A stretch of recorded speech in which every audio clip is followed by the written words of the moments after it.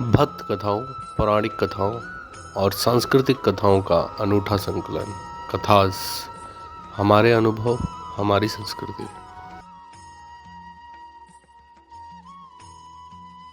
राधे राधे मित्रों, मैं अजय वरसाना आप लोगों के बीच में फिर एक बड़ी सुंदर कथा के साथ आप लोगों के बीच में आया हूँ। आशा करता हूँ कि आपको कथा पसंद आएगी। कथा काशी की है, बड़ी ही सुंदर कथा है।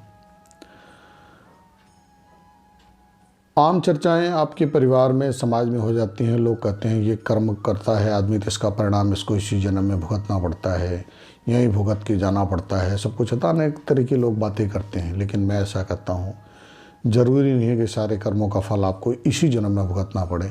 उसके लिए आपको और भी जन्म लेने पड़ सकते हैं। ऐसा मेरा मानना है। आप क्या मानते हो वो आप जानते हो। इसी से जुड़ी एक सुंदर कथा मैं आप लोगों के बीच में लेकर आया हूँ। काशी में ब्राह्मण रहते थे। उनका भगवान में बड़ी भक्ति थी, बड़ा प्रेम था। वो भगवान का जप कर रहे होते हैं, उसी टाइम एक गाय उनके सामने से भग जाती है। पीछे से एक कसाई आ रहा होता है। वो आता है, आने के बाद ब्राह्मण देवता से पूछता है क्या इधर कोई गाय गई है। ब्राह्मण देवता माला का जाप कर रहे थे, इसलिए वो बोलना नहीं चाहते थे, इसलिए वो बाएं हाथ से इशारा कर देते हैं कि हाँ गाय इस तरफ गई है।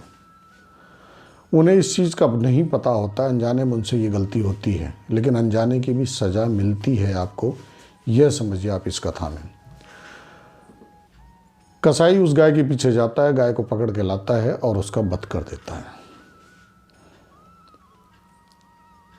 ब्राह्मण की कुछ समय के बाद मृत्यु हो जाती है, कसाई की भी मृत्यु हो जाती है और गाय की मृत्यु पहले हो चुकी है। ब्राह्मण का जो जन्म होता है वो अगले जन्म में एक कसाई के घर में होता है। उनका नाम होता है सदना। सदना का जन्म तो कसाई के घर में हो गया, लेकिन उनका जो प्रभु भक्ति थी, जो प्रभु के प्रति प्रेम था, वो कम नहीं हुआ। वो जो उनके पूर्व संस्कार थे वो जागृत थे। उनका मीट का व्यवसाय था, मांस का व्यवसाय आप समझ सकते हो। वो मांस का व्यवसाय करते थे, लेकिन वो हमेशा भगवान की भक्ति में लगे रहते थे। गोविंद गोविंद करना उनका काम था। वो बेशक कसाई के घर में पैदा हुए थे। एक दिन वो गंगा जी से नहा के वापसी आ रहे थे तो उन्हें एक काला सा पत्थर मिला। उस पत्थर को वो ले आए और उस पत्थर को अपने बाट में रखकर उससे वो मांस तौल के लोगों को देने लगे।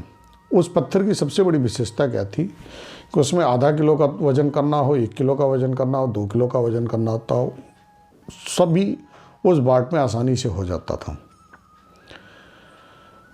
अब उन्हें पता नहीं था कि जो वो पत्थर उठा के लाए हैं वो भगवान शालिग्राम जी थे। कई वर्षों तक वो इस काम को करते रहे और भगवान का भजन करते रहते और अपना जो व्यवसाय था वो करते रहे। एक दिन उधर से एक ब्राह्मण देवता गुजर रहे थे, उनकी निगाह उस पर पड़ी और उन्हें देखा तो उन्हें समझ में आ गया ये तो हमारे शालिग्राम जी हैं। उन्होंने सदना को बहुत खरी खोटी सुनाई। बोला कि तुमने भगवान का अपवित्र कर दिया, भगवान का तुमने अपमान किया है, तुम्हें इस जन्म में क्या कई जन्मों तक इस चीज़ की सज़ा मिलेगी। जो भी अनेक तरह की बातें ब्राह्मण देवता को कहनी थी वो सब उन्होंने सदना कसाई को कहा। सदना को भी लगा कि शायद मुझसे बहुत बड़ी गलती हो गई, मुझे ऐसा नहीं करना चाहिए था, मैं नहीं पहचान पाया कि ये भगवान शालिग्राम जी हैं।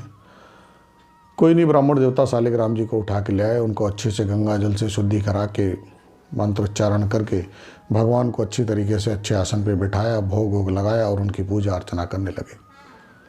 ब्राह्मण देवता जब सोए तो रात में भगवान ने उनको स्वप्न में कहा कि ब्राह्मण देवता, मैं इन आडंबरों से खुश नहीं होता, तुम मुझे मेरे सदना के पास पहुंचा दो, मुझे तुम्हारे आडंबर नहीं चाहिए। जिस सरल भाव से वो मुझे पूरे दिन उछालता रहता है, मुझे पूरे दिन नचाता रहता है, मैं बाट में नाचता रहता हूँ, और वो जो भजन करता है, जो मुझे उसमें आनंद मिलता है, वो मुझे तुम्हारे इस आडंबर में आनंद नहीं मिल रहा है। और कल अगर तुमने मुझे सदना के पास नहीं पहुँचाया तो मैं तुम्हारा बहुत नुकसान कर दूँगा। ब्राह्मण देवता डर गए। वो गए और सदना के पास दे के और माफ़ी मांगा कि लो भैया, इन्हें हमारा सुख नहीं पसंद है, इन्हें तो तेरे बाट में ही बैठना इन्हें अच्छा लग रहा है, तो इन्हें अपने बाट में बैठा के झूला, तो ये तेरे ही झूलना में झूलना चाहते हैं। सदना ने को लगा, वो उठा के जब बाट में रखा तो उसके मन में थोड़े सा हुआ कि नहीं, मुझसे गलती हो गई है, और उसने ले आके अपने घर के अच्छी जगह पे रख कर और उनकी पूजा अर्चना की। फिर उसको दूसरे दिन मन में आया कि मैंने ठाकुर जी के साथ गलत किया है, मैंने अपने भगवान के साथ गलत किया है। वो उस चीज़ों को अपने मन में लेकर जगन्नाथपुरी की यात्रा में निकल गया कि अगर मैं जगन्नाथपुरी की यात्रा करूँगा तो मेरे जो पाप हैं, मेरे जो नीच कर्म है, उससे मुझे मुक्ति मिलेगी। ऐसा सोचकर वो भगवान जगन्नाथ की यात्रा के लिए निकल गया। जब वो लोगों के बीच में चल रहा था तो लोगों ने उससे पूछा, हाँ भाई, तो आप क्या हो? तो बोले, जी मैं तो कसाई का काम करता हूँ, मेरा नाम सदना है। तो लोग उससे घृणा करने लगे कि ये तो गलत कार्य करता है, ये तो पवित्र है। बहुत तरीके की बातें आप समाज में आप लोग भी जानते हैं। इस तरीके से उसका अपमान किया, उसको बहुत बुरा लगा, लेकिन फिर भी वो उनके साथ चलता रहा। लेकिन लोगों ने कुछ ज़्यादा जब उसके साथ गलत करना शुरू किया तो वो उसने उन लोगों का साथ छोड़ दिया और वो अकेले बड़े दुखी मन से भगवान जगन्नाथपुरी की तरफ जाने लग गया। रास्ते में उसको प्यास लगी, वो पानी को ढूंढने लग गया। तो उसको कुआं दिखा, वहाँ पे एक स्त्री खड़ी थी, वो वहाँ पे गया, बोला मुझे प्यास लगी, क्या आप मुझे पानी देंगे? उस स्त्री ने कहा, मैं यहाँ नहीं दूंगी, आप मेरी कुटिया पे चले, मैं वहाँ आपको पानी पिलाऊंगी। उस स्त्री के मन में सदना को देख के थोड़ा खोट आ गया, क्योंकि सदना डील डोल हर तरीके से बड़े सुंदर, हिस्ट पुष्ट अच्छे थे। वह देखकर उस स्त्री को लगा कि अगर मैं इसके साथ थोड़ा वक्त बिताऊंगी, और जो स्त्रियों के मन में भाव आता है वो आप लोग जान ही सकते हो, ये पुरुष हो या स्त्री हो, किसी के अंदर भी इस तरीके के भाव आ सकते हैं। उसने उन्हें पानी दिया। पानी देने के बाद कहा कि आप रात्रि में चाहें तो हमारे यहाँ ठहर सकते हैं।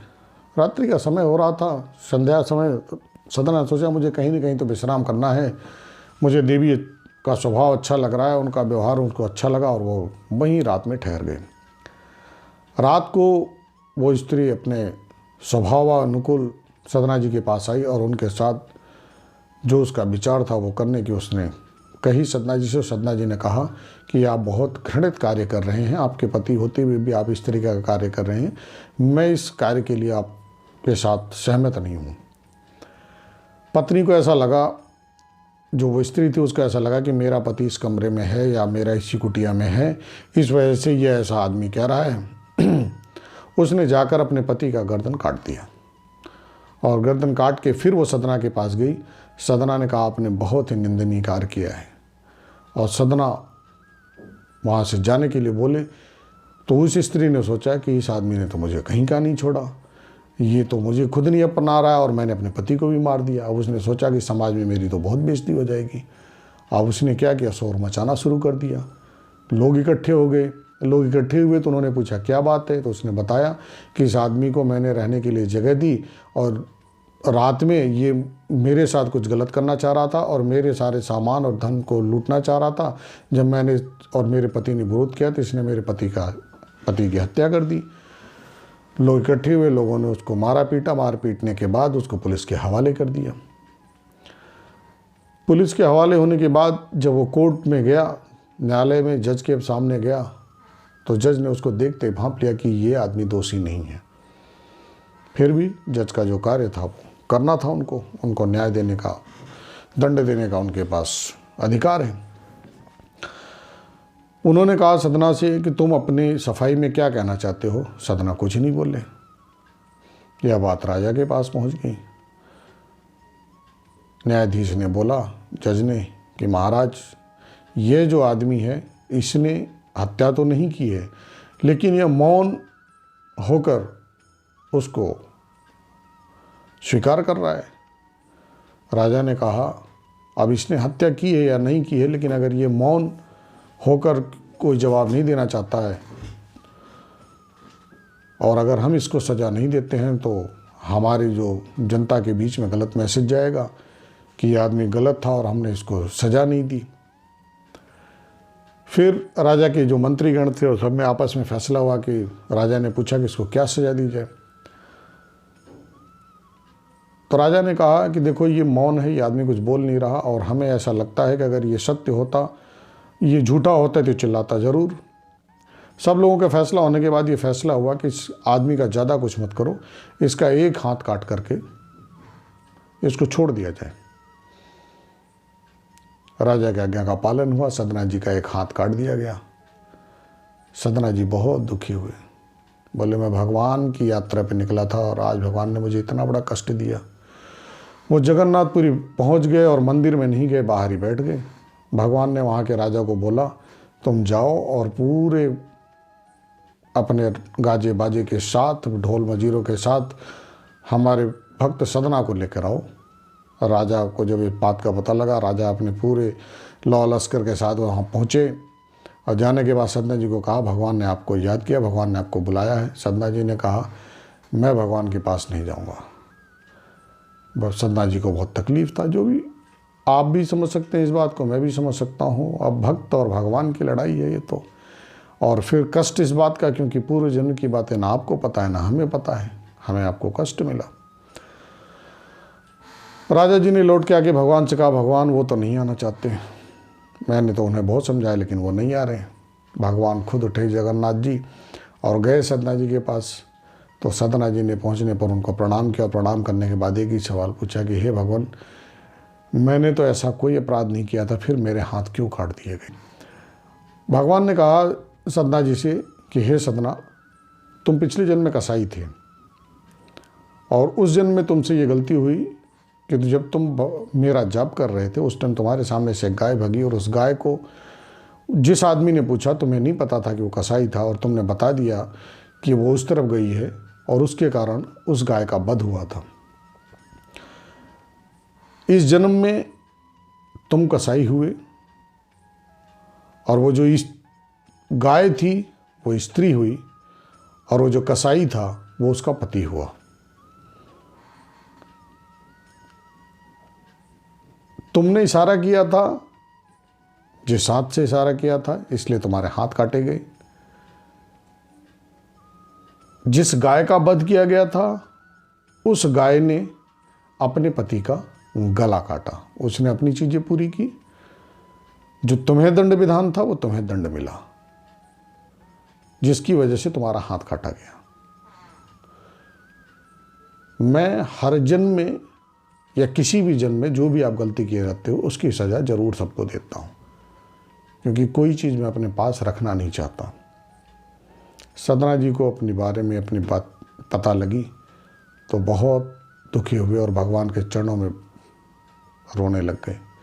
भगवान ने कहा हे सदना, तुमने बड़े प्रेम से, बड़े भाव से मेरी पूजा की है, आज से तुम मेरे धाम में रहोगे।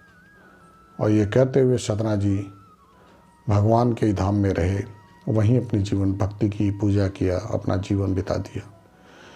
इस कहानी में जो मैंने सीखा वो यही सीखा कि जो भी हम बुरे कर्म करते हैं मित्रों, उसका परिणाम कोई ज़रूरी नहीं है कि मुझे इसी जन्म में मिले, कोई ज़रूरी नहीं कि मुझे तुरंत मिले।